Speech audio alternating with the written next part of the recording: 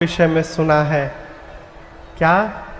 कोटि विप्र बध लागई जाहू, आए शरण तजौ नहीं ताहू। राम जी कहते हैं किसी व्यक्ति के ऊपर 1 करोड़ ब्राह्मण हत्या का पाप लगा हो। कितना? 1 करोड़। 1 करोड़ ब्रह्म हत्या का पाप जिसके ऊपर लगा हो, यदि वो भी राम जी की शरण में चला जाए तो भगवान कहते उसके पाप को समाप्त करके अब मैं उसको स्वीकार कर लेता हूं, ये मेरा स्वभाव है। कौन मिलेगा हो ऐसा भगवान? जयंत कहता है प्रभु उस स्वभावा बा की बदल गइल बा है? क्या वह स्वभाव पहला सरकार अब नहीं है? क्या वाला स्वभाव है अभी? दीनों के वास्ते क्या दरबार अब प्रभु हम आपकी शरण में आ गए हैं। मैं आपको बताऊं, सीता मैया ने राम जी से कहा कि प्रभु इसको क्षमा करिए। क्या करिए?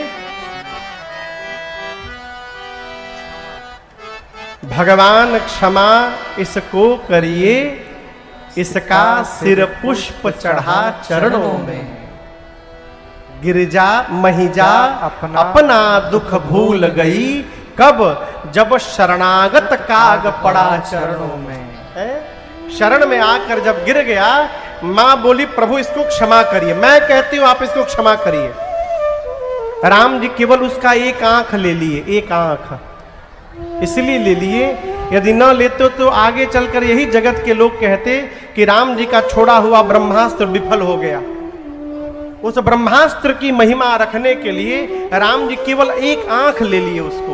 1 नयन करी तजा भवानी। इस घटना के बाद भगवान आगे बढ़े, अत्रि मुनि से मिले, सर्वभंग जी से मिले, सुतीक्ष्ण जी से मिले, अगस्त्य मुनि से राम जी मिले। अगस्त्य मुनि ने राम जी से कहा कि प्रभु आप पंचवटी में जाकर के रहिए। राम जी आए, कुटिया बनाकर अपने हाथ से पंचवटी में रहने लगे, सीता जी और लक्ष्मण जी के साथ। एक दिन सूर्पनखा वहां आई। कौन आई? जोर से बोलिए। सूर्पनखा के जान तनी सब है। कौन थी? रावण की, हाँ रावण की बहन सूर्पनखा, रावण के बहिनी, दुष्ट हृदय दारुण जस। वो पंचवटी में गई सरकार, राम जी के चरण के चिन्ह दिखाई पड़े उसको, पद चिन्ह। राम जी के पांव में, एक पांव में 24 चिन्ह है। वो चिन्ह धरती पर बने हुए थे। सोचने लगी जिसके पांव के चिन्ह इतने सुंदर हैं, वो कितना सुंदर होगा। उस चरण चिन्ह का पीछा करते करते वो पहुंच गई। दूर से देखा राम जी को, राम जी सीता मैया के पास बैठे थे। मोहित हो गई हो। नकली चेहरा बनाकर सुंदर स्त्री बनकर हम तुम मिले नहीं हैं, मिलाया गया है, ब्रह्मा जी ने मिलाया है। क्यों? ब्रह्मा जी चाहते हैं हम तुम शादी कर ले। आगे क्या बोल रही है देखो, 100% तो मेरे लायक तुम भी नहीं हो, हाँ, लेकिन तुमको देखकर मेरा मन थोड़ा सा मान गया है। मन माना कछु तुम ही निहारी। Don't worry, I will adjust with you. हम काम चला लेंगे तुम्हारे साथ, घबराओ मत। राम जी सुने तो सोचने लगे कि जौन लड़की अपने लिए घूम घूम के दुल्हा ढूंढ रही है, वो कितने संस्कारित घर से आई है। ये तो अपना परिचय स्वयं दे दी और कह रही कि हमको देखकर मन थोड़ा सा माना है, इसका मतलब हमसे सुंदर मिलेगा तो छोड़ के भाग जाएगी। तो भगवान बोले बहिने प्रैक्टिकल कर। राम जी बोले सूर्पनखा से, अरे हमको का देखी हो?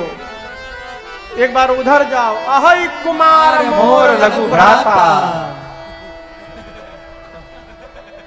ना पंडित जी को नहीं बोला। एक बार उधर जाओ, मेरा छोटा भाई है, कुंवार है अभी। अच्छा आप बताओ, लक्ष्मण जी कुंवारे हैं? तो राम जी झूठ बोल रहे हैं। ये व्यंग है, व्यंग। आकर राम जी से बोली कि मेरे लायक कोई मिला नहीं, इसलिए अब तक मैं कुंवारी हूं। झूठ बोल रही है। उसकी शादी हो चुकी थी। सुपनखा के पति का नाम था विद्युत जिह्वा, और रावण ही उसको मार दिया था, अपने बहनोइये को मार दिया था। तो स्वयं शादीशुदा थी, राम जी से झूठ बोली कि मैं कुंवारी हूं। रामो जी बोले जैसे तू कुंवारी बाड़ू वैसे वो कुंवार बाड़न, जा उन्हीं जा, बड़े सुंदर है, उधर जाओ। गई लक्ष्मण जी के पास। लक्ष्मण जी दूर से ही देख के पहचान गए, तो रावण का बहनिया है सुपनखा है, नकली चेहरा लगा कर आई है। गई वहां भी शुरू हो गई, 3 लोग 14 भुवन घूम कर आई हूं, कोई मिला नहीं, हम तुम मिले नहीं, मिलाए गए हैं, चलो शादी कर लेते हैं। क्या कर लेते हैं? शादी। लक्ष्मण जी बोले हमको पहचानती हो? बोली उधर एक लोग हैं, वो बोले कि आप कुमार हैं। लक्ष्मण जी बोले हम कुमार नहीं, हम खाली मारत हैं। वो कहत हैं हम मारत हैं। अच्छा ये बताओ शादी क्यों करना है तुमको? बोली हमको रानी बनना है। लक्ष्मण जी बोले पहले हमरे बारे में जान लो। सुंदरी सुन मैं उन कर दासा, जो तुमको मेरे पास भेजे हैं मैं उनका दास हूं। बोली कहा हाँ। फिर पूछी वो कौन है? बोले वो प्रभु समर्थ कौशलपुर राजा। वो प्रभु है, समर्थवान है, कौशलपुर के राजा हैं। उनके साथ शादी करोगी तो रानी बन जाओगी, मेरे साथ शादी करोगी तो दासी बन जाओगी। अब बताओ चॉइसेस इज योर्स, तुम्हारा चॉइस है, दासी बनना है कि रानी? बोली हमको तो रानी बनना है। तो कहे खड़ा बाड़ू, जा उन्हीं जा। लक्ष्मण जी उसको फिर भेजे। कहां भेजे? राम जी के पास। दोनों भैया मिलाकर उसको पेंडुलम बना दिए, कब हेने कब होने। राम जी के पास जाकर बोली आप तो कह रहे थे छोटा भाई है, वो आपका दास निकला। राम जी बोले पढ़ाया तुम पढ़ ली। अरे उन्हीं जा, हमारा छोट भाई हो, जाओ जाओ उधर ही जाओ। दोबारा फिर लक्ष्मण जी के पास दौड़ कर गई। लक्ष्मण भैया दोबारा कहां बर्दाश्त करते हैं। बोले ऐ सुन, बहुत बिया खाती बेखरा मरले बताहरा। तुम्हारा वर्ण वही करेगा जो लज्जा को तिनके के समान त्याग करके बैठा है। इतना अपमान जैसे सुनी, विकराल रूप धारण करके दौड़ी सीता मैया की ओर।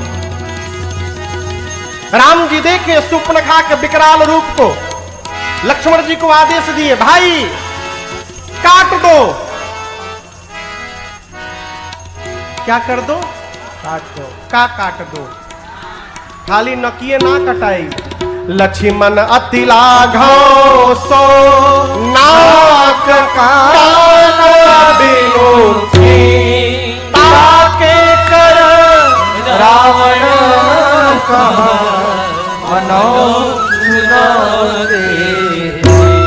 लक्ष्मण जी उसका नाक कान दोनों काट दिए।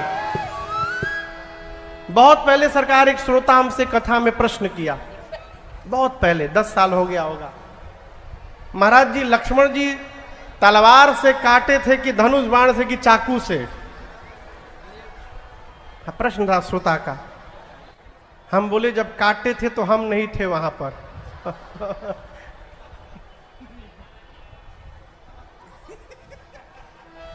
लक्ष्मण जी जब काटे थे, अरे काट दिए, अब वो तलवार से काटे कि चाकू से काटे, इनमें क्या मतलब है भाई?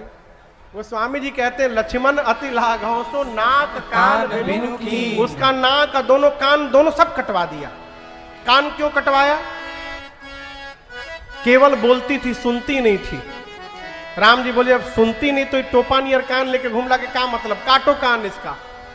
और नाक क्यों कटवाया? आकर बोली मेरे से सुंदर दूसरा कोई नहीं है। भगवान बोले काटो इसका नाक, बनाओ कुरूप। और याद रखिएगा, सब सुंदरता नकिए पर है। चेहरा कितनो गोर हो और नाक यदि डिस्टर्ब भई, हाँ, फिर भगवान ने मालिक बढ़ो।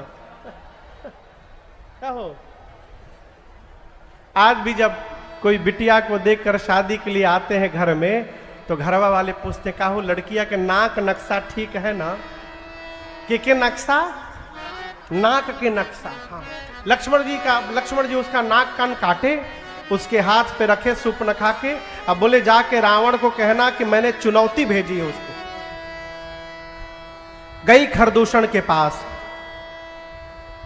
खरदूषण को लेकर के आई, भगवान ने ऐसी माया रची, सब आपसे में लड़ के मर गए। जब खरदूषण मर गए तब शूर्पणखा रावण के पास गई और जाकर बोली, दिन रात मदिरा पीकर सोते रहते हो, आपको पता नहीं रावण तुम्हारा शत्रु तुम्हारे सिर पर नाच रहा है। रावण बोला, ये प्रवचन बाद में सुनाना हमको, ये नाक कान कहां कटवा के चली आई? शूर्पणखा ने बताया, दो राजकुमार आए हैं, राम लक्ष्मण। राम के कहने पर लक्ष्मण ने काट दिया, उनके साथ एक बड़ी सुंदर स्त्री है सीता। रावण बोला, मेरे पास क्यों आई? खरदूषण के पास जाना चाहिए था। बोली, गई थी मैं, आगे बताओ क्या हुआ? वो भी दोनों गए थे उनके पास, फिर क्या हुआ? मर गए दोनों। रावण बोला, मर गए? खरदूषण मर गए? अब ये प्रसंग देखिए, शूर्पणखा को उपचार के लिए भेजकर रावण गेट बंद करके अपने कमरे का एकांत में सोचने लगा। क्या? खरदूषण मोहि सम बलवंता, अति नहीं कुमारे बेनु भगवंता। रावण सोचता है कि जितना बल मेरे में है उतना ही बल खरदूषण में था, भगवान को छोड़कर दूसरा कोई मार नहीं सकता।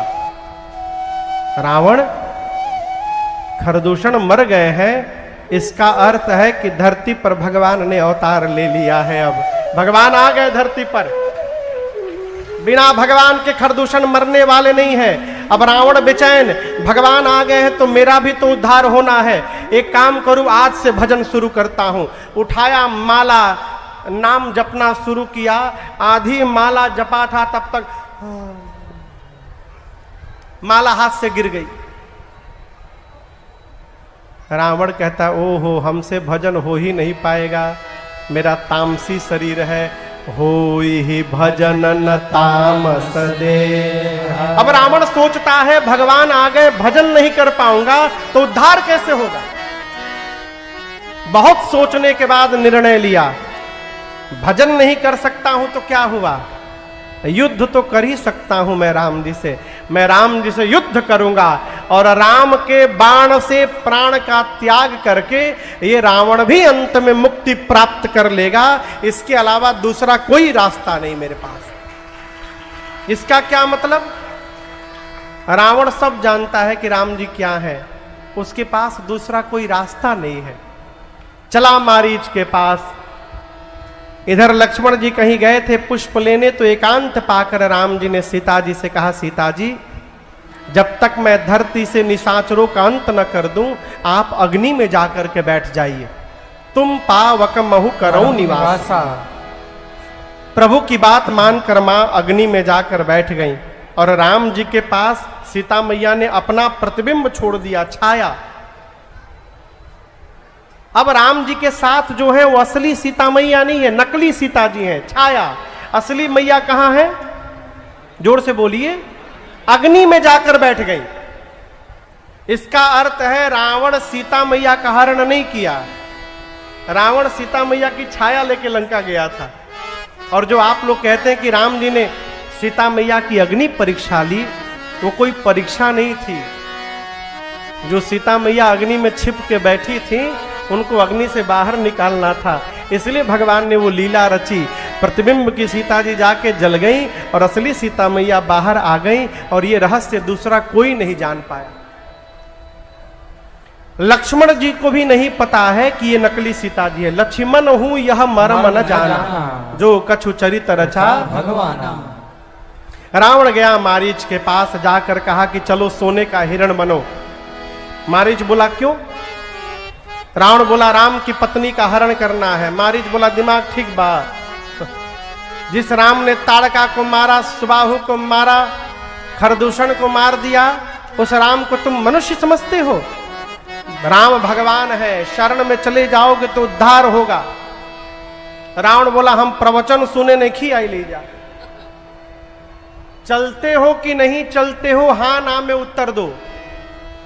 मारीच ने कहा जाऊंगा तो राम मार देंगे। रावण बोला ना बोलो, मैं अभी मार दूंगा। राम तो बाद में मारेंगे, तुम केवल ना बोलो, मैं अभी मार दूंगा। मारीच ने देखा मरना रूप में मेरी मां को लेकर के गया।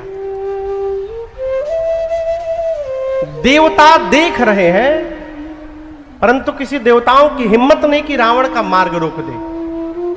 और आपको सुनकर आश्चर्य लगेगा, जिस कार्य को करने की क्षमता देवताओं में नहीं थी, वो कार्य भारत का एक पक्षी करके दिखा दिया। कौन? श्री जटायु जी महाराज ने। जटायु जी ने देखा, पहचान गए।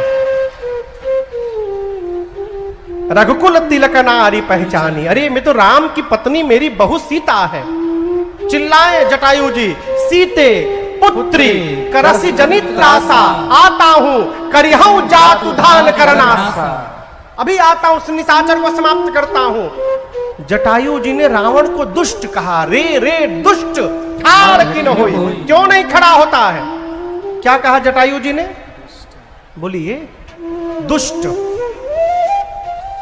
पहली बार धरती पर किसी ने रावण को दुष्ट कह के संबोधित किया, पहली बार। रावण कांप गया, किसकी मृत्यु आ गई? खड़ा हुआ। जटायु जी गए रावण के पास, बोले रावण सीता को वापस कर दो। कि तुम जानते नहीं हो, राम के क्रोध रूपी अग्नि में जैसे कीड़े मकोड़े जलकर भस्म होते हैं, तुम्हारा पूरा परिवार समाप्त हो जाएगा। रावण नहीं माना तो जटायु जी ने मारा चोंच से, चोचन मारी भिदार सिधे। इतना मारा जटायु जी ने, दंड एक भई मूर्छाते ही 24 मिनट के लिए रावण बेहोश हो गया। जटायु जी ने मारा, रावण मूर्छित हो गया। पंजों से उसके बाल को पकड़ा और ऊपर से पुष्पक विमान से नीचे धरती पर पटक दिया। रावण की जब मूर्छा गई है, निकाला है चंद्रहास खड्ग और उसने जटायु जी के दोनों पंखों को काट दिया।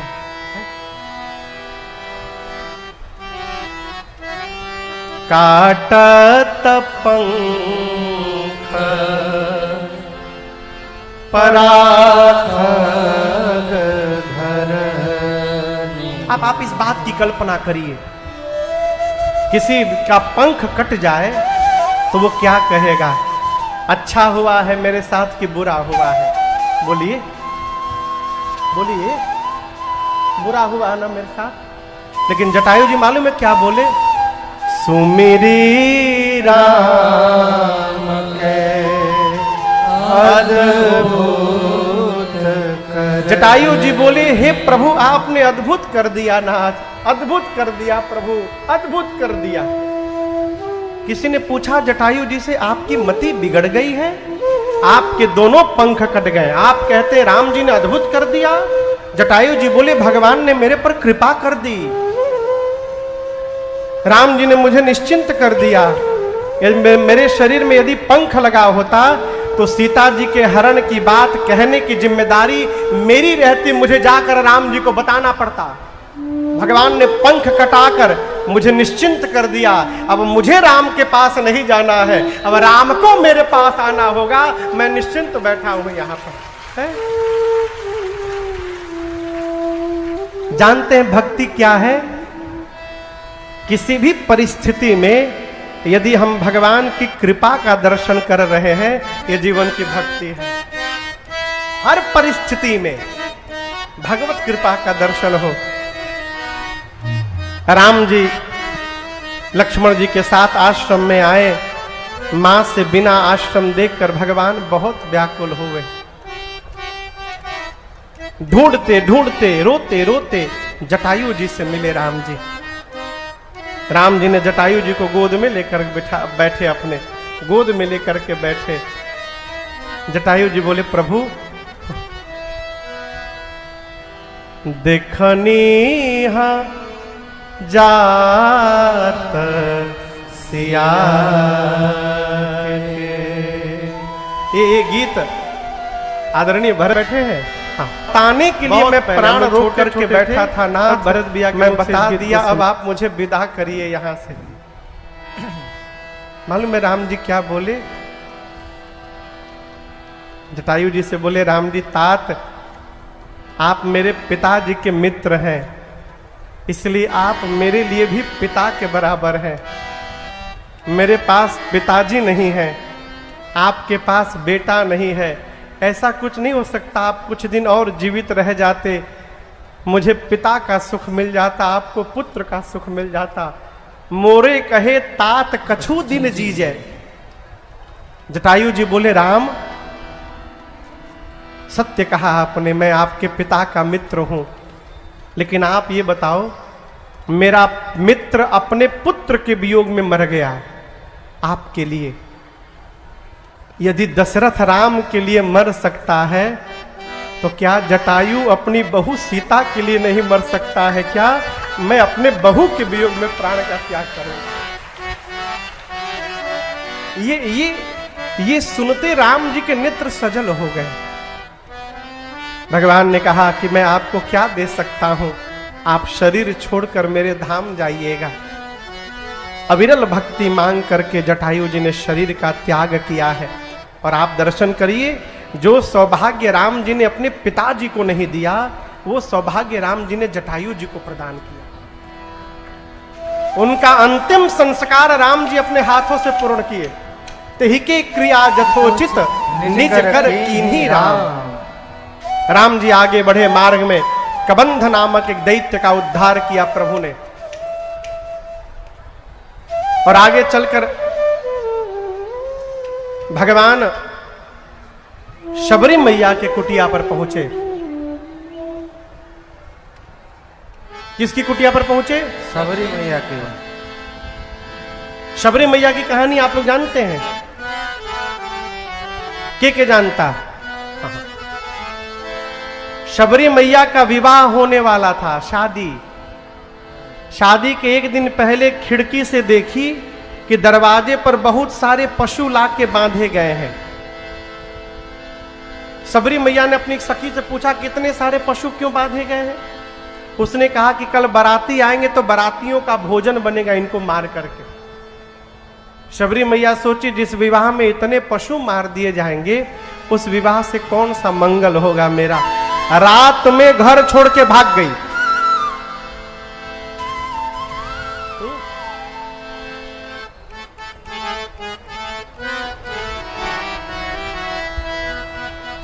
मतंग भागने से पहले शबरी मैया करने सेवा करते करते एक दिन समय आया, श्री मतंग ऋषि ने शबरी मैया से कहा कि बेटी मैं तो जा रहा हूं, मेरे भाग्य में राम का दर्शन नहीं लिखा है, परंतु मैं तुम्हारा भाग्य देख रहा हूं। तुमको दर्शन देने के लिए राम एक दिन चलकर तुम्हारे पास आएंगे, इसलिए यहीं पर बैठकर प्रतीक्षा करना। शबरी मैया उस दिन से प्रतीक्षा करने लगी। और आपको पता है कितने दिन शबरी मैया प्रतीक्षा की राम जी का? बोली, आप कल्पना करिए कितने दिन प्रतीक्षा की होंगे? कई साल, 10,000 साल। कितने दिन? 10,000 साल। 10,000 वर्ष शबरी जी ने प्रतीक्षा की है राम जी की। और लोग 1 घंटा प्रतीक्षा कर, तो अब लागत हम ना आए वहां के, यही बोल के चल गए 1 घंटा में।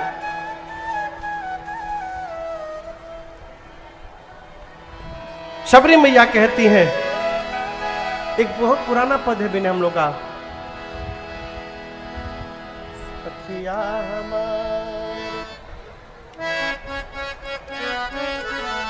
इस भजन को मैं दूसरी बार गा रहा हूं, बहुत पुराना पद है हम लोग का। शबरी ने गुरु जी से पूछा था, गुरुदेव राम जी आ गए तो मैं पहचानूंगी कैसे उनको? गुरुदेव ने 5 पहचान दिया था राम जी का। सरसी जलोचन बाहु विशाला, जटा मुकुट सिर उरबन माला। शबरी, राम जी आएंगे तो इन 5 लक्षण को देखना। कमल के पंखुड़ियों के समान उनके नेत्र होंगे, उनकी विशाल भुजाएं होंगी, सिर पर जटाओं का मुकुट होगा, गले में बनमाल होगी, और एक नहीं आएंगे 2 आएंगे, एक सांवले होंगे, गोरे होंगे। शबरी ने राम जी को देखा। राम जी के चरणों में शबरी मैया दंडवत करती हैं। गुरुदेव ने कहा था राम जी को बिठा करके पांव पखारिएगा। शबरी मैया ने पांव पखारा, कंदमूल लाकर भोग लगाने के लिए भोजन दिया। प्रभु कंदमूल फल पाए हैं। इसके बाद गुरु जी ने कहा था, शबरी राम जी की स्तुति करना। क्या करना? स्तुति। स्तुति में शबरी मैया फंस गई। हाथ जोड़कर कहती, प्रभु के ही विधि स्तुति करूं तुम्हारी, अधमा जाति में जड़मति भारी। हे प्रभु, मैं अधम हूं, अधम में भी अधम हूं, पाप की धरा पर मेरा जन्म हुआ है नाथ, मैं आपकी स्तुति कैसे करूं? मैं पुनः आपसे एक बार कहना चाहता हूं, भगवान स्तुति से प्रसन्न नहीं होते, भगवान हृदय के भाव से प्रसन्न होते हैं। है? राम जी ने कहा, आप पढ़ी लिखी नहीं है इसलिए आप स्तुति नहीं कर पा रही हैं। मैं पढ़ा लिखा हूं, मैं आपकी स्तुति करता हूं। और राम जी ने शबरी मैया की स्तुति की नवधा भक्ति सुनाकर प्रभु कहते हैं, प्रथम भगति संतन कर संगा, प्रथम भगति संतन कर संगा, दूसरे रते मम कथा प्रसंगा, दूसरे रते मम कथा प्रसंगा, गुरुपद पंकज सेवा तीसरी भक्ति अमार, चौथी भक्ति मम गुण गण करई कपट तजिगा, मंत्र जाप मम दृढ़ विश्वासा, पंचम भजन सुवेद प्रकाशा, छठदम शील विरति बहु कर्मा, निरत निरंतर सजन धर्म, सातव सम मोहिमय जग देखा, मोते संत अधिक कर लेखा, आठव जथा लाभ संतोषा, सपने नहीं देखई पर दोषा, नवम सरल सब सन छलहीना, नवम सरल सब सन छलहीना, मम भरोसा ही हर सन देना, मम भरोसा ही हर सन देना, मम भरोसा ही हर सन देना, मम भरोसा ही हर सन देना। राम जी कहते, शबरी मैं आपको 9 प्रकार की भक्ति बताता हूं। पहली भक्ति है जीवन में किसी संत का संग हो जाए। प्रथम भक्ति संतन कर संगा। दूसरी भक्ति जो पिछले 8 दिनों से आप लोग यहां कर रहे हैं, भगवान के कथा प्रसंग के प्रति प्रेम जागृत हो जाए, ये दूसरी भक्ति है। तीसरी भक्ति है मान रहित होकर सद्गुरु की सेवा करना। चौथी भक्ति है कपट का त्याग करके भगवान का गुणगान करना, विश्वास पूर्वक भगवान के मंत्र का जप करना, ये 5वीं भक्ति है। भगवान ने जो कार्य दिया है, सज्जनताशीलता पूर्वक अपने कर्तव्य का पालन करते रहना, ये 6वीं भक्ति है।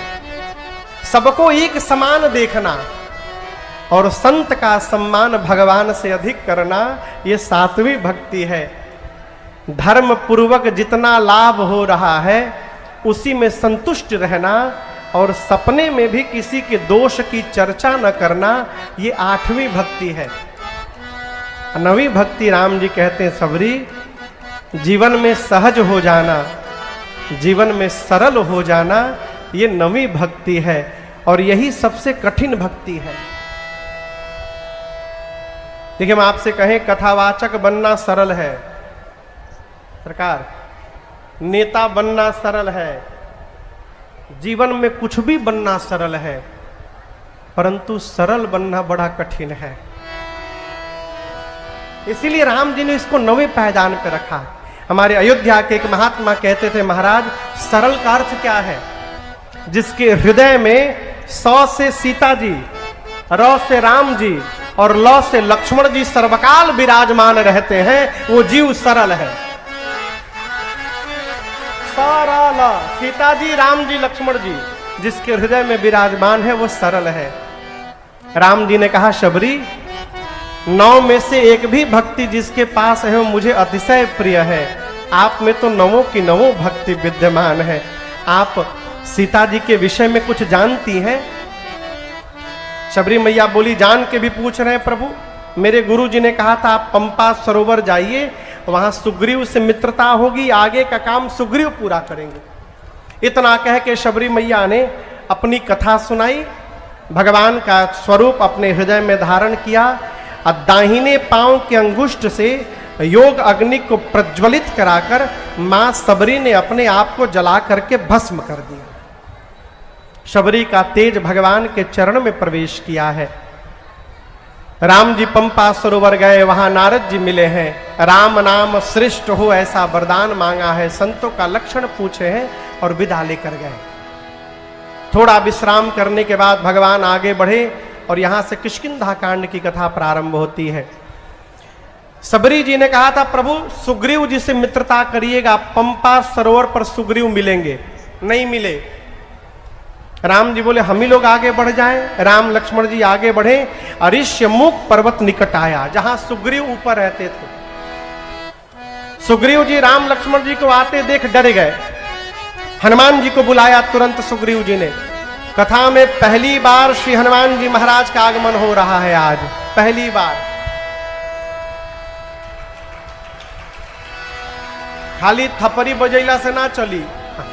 आइए एक बार भाव श्रद्धा के साथ पूरी ऊर्जा से बोलिए हनुमान जी महाराज की जय।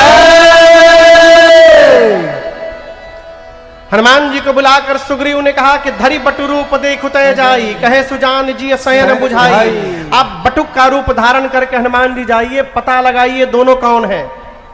मुझे लगता है मेरा भाई बाली मुझे मारने के लिए भेजा इन दोनों को।